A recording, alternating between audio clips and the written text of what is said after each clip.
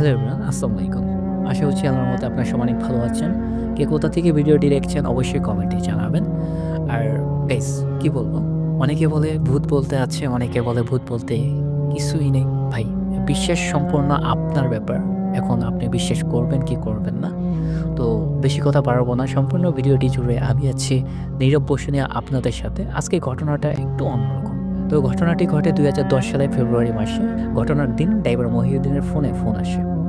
একজন তাকে বলে ঢাকা মেডিকেল থেকে একটা লাশ যাবে কুষ্টিয়া পাংশা উপজেলার বাবুপাড়া ইউনিয়নে একটা গ্রামে। তো ড্রাইভার চলেই গেলেন মেডিকেলের ভিতরে। তারপর লাশের আত্মীয় স্বজনের সাথে ভাড়া মিটিয়ে দাঁড়িয়ে থাকলো লাশের অপেক্ষাতে। মেডিকেল থেকে ছাড়পত্র দিয়ে গাড়িতে লাশ তুলতে রাত বেজে গেল ১০টা। ড্রাইভার বলে লাশের সাথে কেউ যাবে না। উত্তরে লাশের আত্মীয় বলে লাশের সাথে কেউ যাবে না, আসলে তারা দুঃসম্পর্কের আত্মীয়। ড্রাইভার আর এত সাতপাশ না ভেবে লাশের বাড়ির ঠিকানা নিয়ে গাড়িতে উঠে বসলো হেলপারকে নিয়ে। কোনো রকম সমস্যা ছাড়া বঙ্গবন্ধু সেতু পার করে যখন তারা সিরাজগঞ্জ বনপাড়া রাস্তাতে প্রবেশ করলো তখন থেকে সমস্যা শুরু। ড্রাইভার এগুলোকে আমলে নেন না, কারণ লাশের গাড়িতে হরহামেশায় এমন হয়ে থাকে। রাস্তা প্রায় গাড়ি শূন্য, দু একটা ট্রাক আর নেই কোনো গাড়ি। হঠাৎ ড্রাইভারের মনে হলো গাড়ি খুব ভারী হয়ে গেছে। গাড়ির গতি ৮০ থেকে ৯০ কিলোমিটার স্পিডে চলছে, কিন্তু মনে হচ্ছে যে ২০ থেকে ৩০ গতিতে চলছে। হঠাৎ ড্রাইভার তার লুকিং গ্লাসের তাকালে দেখতে পারেন একটা বড় শুকুর, যার সামনের দাঁত দুটো অনেক বড় আর চোখ দুটো লাল টকটকা। এই শুকুরটার মুখ দিয়ে ললা পড়ছে। এইটা সব থেকে একটা আশ্চর্যের ব্যাপার। শুকুরটি গাড়ির সাথে দৌড়াচ্ছে এবং এক সময় শুকুরটি গাড়িটি ক্রাশ করে সামনে গেল এবং ১ সেকেন্ডের মধ্যে মিলিয়ে গেল। ড্রাইভার এগুলোকে চোখের ভুল ভাবতে পারছে না, কারণ সবকিছু তার সামনেই হচ্ছে। তিনি হেল্পারকে ডাক দিলেন। হেল্পার তখন ঘুমে মুখল। হেল্পার উঠলো আর ড্রাইভারের চাওয়াতে একটা পান বানিয়ে দিল ড্রাইভারকে। এখন গাড়ির গতি মোটামুটি স্বাভাবিক হয়েছে, পুরোটা না। হঠাৎ গাড়ি গো গো শব্দ করলো। শব্দটা এত তীব্র ছিল যে কান যেন ফেটে ওঠার মতো অবস্থা। ড্রাইভার একটা সাইড করে গাড়িটি থামালেন। হেল্পার নেমে মোটামুটি সবকিছু চেক করলেন। সবকিছু ঠিকঠাক ছিল, কিন্তু হেল্পার খেয়াল করলেন যে গাড়ি থেকে রক্ত টপ করে রাস্তায় পড়ছে। হেল্পার চাবি দিয়ে পিছনের ডোর খুলে দেখলো, কিন্তু লাশের পাশে বক্স থেকে কোনো রক্ত পড়ছে না। তাহলে ঘটনাটা কি? হেল্পার সামনে আসলো এবং ড্রাইভারকে বললে। ড্রাইভার বলে, ও কিছু না, তুই এখন ঘুমাস নে। ড্রাইভার গাড়ি চালু করলো কোনো রকম সমস্যা ছাড়া। গাড়ি চলতে থাকলো। এখন গো গো শব্দটা আর নেই। মিনিট ১০ পর হেল্পার বলে উঠলো, ওস্তাদ লাশ তো গাড়িতে নেই, পিছনে দরজা খোলা। ড্রাইভার সাথে সাথে গাড়ি ব্রেক করে কেবিনের ভিতরে তাকালে দেখে লাশের বক্স নেই।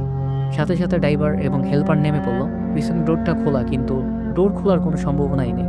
তার থেকে বড় কথা, লাশ যদি পড়ে যায় তাহলে তো একটা শব্দ হতো। দুজন এবার লাশ খুঁজতে থাকে। আপনারা সবাই জানেন সিরাজগঞ্জ বনপাড়া হাইওয়েতে রাস্তার দুই পাশে চরণবিল। তারা কি করে, দুইজন রাস্তার এই পাশে আরেকজন রাস্তার ও পাশে নেমে পড়লো। তখন জমিগুলো শুকনো ছিল, তো দুজন ঘাবড়ে গিয়েছিল, যেহেতু একটা লাশের ব্যাপার। ঠিকঠাক পৌঁছে না দিতে পারলে মহাবিপদ। দুইজনে মিনিমাম ২০ মিনিট এদিক ওদিক খুঁজে।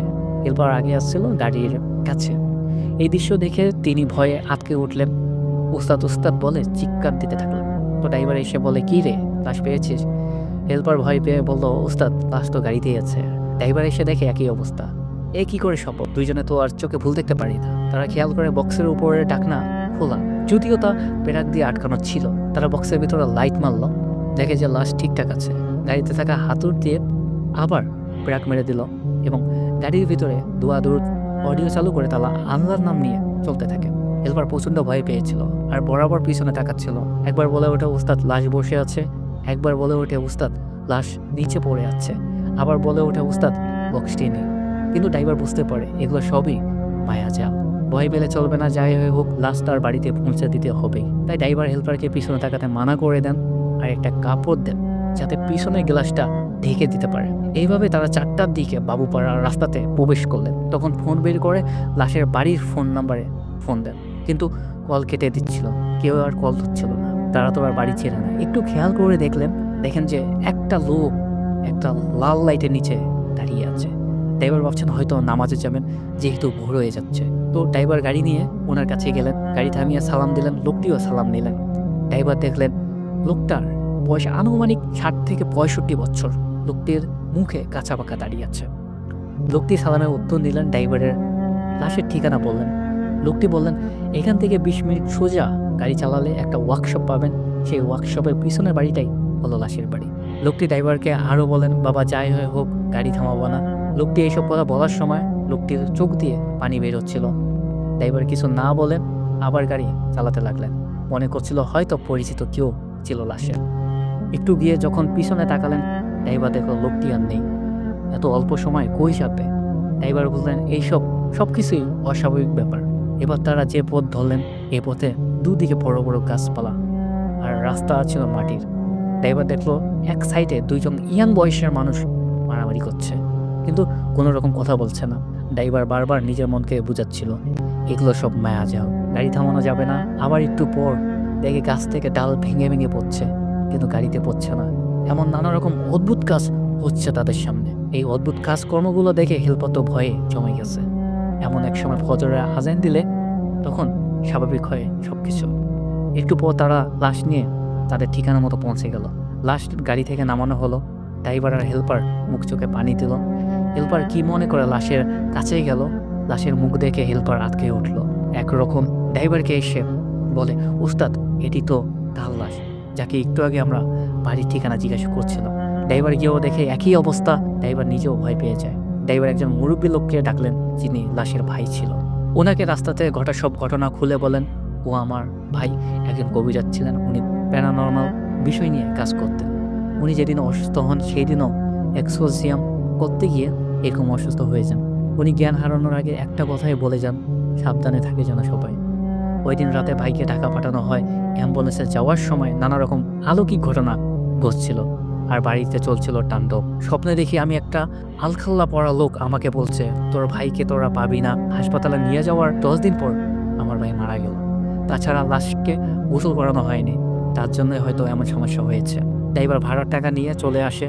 ওইখান থেকে আসার পর ড্রাইভার আর হেল্পার দুইজনে টানা জ্বরে ভোগেন, তারপর সুস্থ হয়ে যান। কিন্তু ড্রাইভার একটা স্বপ্ন দেখে নিয়মিত। স্বপ্নটা এই যে একটা আলখাল্লা পড়া লম্বা মানুষ কবর থেকে ওই যে পৌঁছে দেওয়া লাশটা তাকে তুলছে আর রাস্তা দিচ্ছে, আবার মাটিতে কবর দিয়ে দিচ্ছে। এমন স্বপ্ন রোজ দেখতে থাকেন। তো ওই লাশের বাড়িতে ফোন দিয়ে বললেন, লাশের বাড়ির লোক একজন হুজুরের সাথে কথা বলেন এবং হুজুর বলেন উনি যেহেতু কালো জাদু করতো তাই হয়তো এমন সমস্যা হচ্ছে। হয়তো কোনো পিশাচ তার সাথে এমন করছে। তাকে আগে উনি কিছু না কিছুভাবে বিরক্ত করছিলেন। হুজুরের পরামর্শে বাড়িতে একটা মিলাদ দেন। তারপর থেকে এমন স্বপ্ন ড্রাইভার আর দেখেনি। গাইস, অ্যাম্বুলেন্স কেন্দ্রিক সত্যি ঘটনা আপনাদের কেমন লাগলো অবশ্যই কমেন্টে জানাবেন। দেখা হচ্ছে সুন্দর একটি নতুন ভিডিওতে।